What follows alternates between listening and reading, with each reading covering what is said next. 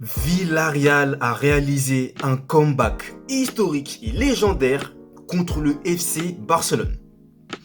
Les amis, j'espère que vous allez tous et toutes bien. Bonjour à tous. Aujourd'hui, direction l'Espagne pour débriefer le match complètement légendaire et fou entre Villarreal et le FC Barcelone. Avec notamment l'énorme victoire stupéfiante que je n'arrive toujours pas à comprendre de Villarreal sur la pelouse du Barça. Et tenez-vous bien, parce que le score final est de 5-3 pour Villarreal. Les amis, vous savez quoi? Je vais pas parler trop longtemps. On va directement commencer le débrief. J'ai beaucoup de choses à dire, il y a tellement de choses à dire. Je vais certainement oublier des choses à dire, donc si j'oublie, n'hésitez pas à me dire dans les commentaires. Donc, première chose les amis. Faut savoir que Villarreal, en ce moment, ça va pas très fort. Les sous-marins jaunes, comme on les surnomme, ne vont pas bien. Et c'était une occasion, en or, pour les hommes de Xavi, de se relancer de la plus belle des manières après leur élimination en Copa del Rey contre l'Athletic Bilbao. Et bien les amis, malheureusement, ça va pas se passer comme prévu pour les Barcelonais et ils vont encore retomber dans leur travers, comme d'habitude, puisqu'ils vont encaisser un premier but marqué notamment par, si je ne me souviens bien du nom, j'ai oublié le nom, je vous le stipulerai, mais c'est en tout cas le capitaine il me semble qui marque le premier but de Villarreal, qui permet donc à cette équipe de mener 1-0. Donc là, premier but encaissé par le Barça, on se dit bon, c'est pas trop grave, voilà, ils vont revenir dans la rencontre comme d'habitude.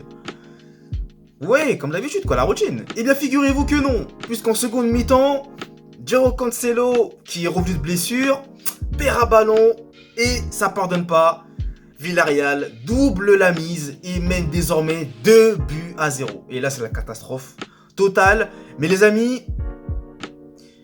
souvenez-vous, le Barça, quand ils étaient toujours menés 2-0, là, à chaque fois, ils arrivaient à s'en sortir et gagner le match. Et là, c'est ce qui va se reproduire. Les amis, à partir de maintenant, je vous conseille de me suivre.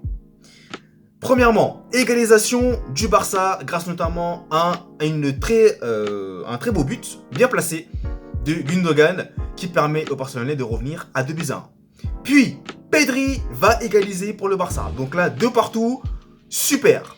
Ensuite, coup de pied arrêté pour le Barça, but contre 50 d'agent de Villarreal et c'est pas Ronald Araujo, c'est escroc là. C'est pas lui qui a marqué le but parce que lui, il nous fait croire que c'est lui alors que c'était même pas lui. Voilà. Donc le Barça mène 3-2. Voilà, je me dis c'est bon. Comme d'habitude, ils ont fait encore une fois leur remontada, ils vont gagner le match et tout. D'ailleurs, Vitor Roque est rentré et il a bien failli marquer le 4ème but, mais il a buté sur le gardien. Je me dis c'est terminé. Les amis, on va assister à un moment historique. Attaque du FC Barcelone. Gundogan, qui veut relancer, mais qui prend un risque. Parce que franchement, il y avait mieux à faire. Il perd le ballon. Villarreal se projette vers l'avant. Et là, les amis, Gonzalo Guedes, qui est rentré en jeu, va punir cette énorme erreur de Gundogan, malheureusement, et permettre à Villarreal de revenir à 3 partout. Les amis, on est à 3 partout, déjà 6 buts. Énorme. Donc là, coup de massue. Par la suite, le Barça a l'opportunité de marquer le 4ème but. Il y aura notamment une main à la surface de réparation qui sera sifflée en leur faveur. Mais honnêtement, pour moi, il n'y avait pas main. Il est quand même retourné, il se met comme ça. Il n'a pas l'intention de mettre la main. Donc au final, l'arbitre est bien revenu sur la situation. Il a revu la vidéo, je pense, tout ça. Et finalement, le penalty n'a pas été accordé. Donc le Barça se retrouve encore, et Villarreal aussi, au même score, à savoir 3 partout. Et là, les amis, on va assister à un truc de dingue. Truc de dingue, puisque dans le temps additionnel, Villarreal, sur une attaque incroyable, assassine, va marquer le but du 4-3. Et Inaki Peña, qu'est-ce qu'il a fait sur cette action, les amis? Au lieu de se jeter sur le barreau pour l'attraper, il nous fait une sorte de relance avec la main. Il croit qu'on est au handball, je sais pas ce qu'il a voulu faire. Il donne le ballon à Charlotte, qui punit et qui atomise le Barça. 4-3 pour Villarreal. Les amis, nous sommes dans le temps additionnel. Villarreal mène 4-3. Alors qu'il y avait 3-2 jusqu'avant. C'est énorme. Et c'est pas fini. Ah, c'est pas terminé, les amis. Puisque après ce quatrième but encaissé du Barça, le Barça se projette encore. Énorme opportunité pour Araujo qui n'arrive pas à mettre ce ballon au fond. Et là, contre-attaque du Villarreal. Punition, terminé, finito. Le cinquième but est arrivé. Et là, c'était fini, terminé. Les amis, je sais plus quoi dire. Je sais pas quoi dire. Le Barça, ça doit quand même être une défaite. Déjà, elle est légendaire déjà. Mais en plus de ça, elle est énormément frustrante. Pourquoi ? Parce que déjà, dans un premier temps, vous êtes mené 2-0. Vous revenez de la rencontre 3-2. Et vous faites encore remonter. Et en plus, vous parlez de 2 buts d'écart. Mais c'est lunaire, les amis. C'est incroyable. Il y a des choses, c'est des choses que je vois que je n'avais jamais vu auparavant. C'est énorme. Énormissime. Défaite stupéfiante et incompréhensible selon moi du Barça. Mais malheureusement totalement logique puisqu'il y a des mots MAUX qui ne cessent d'être présents au Barça.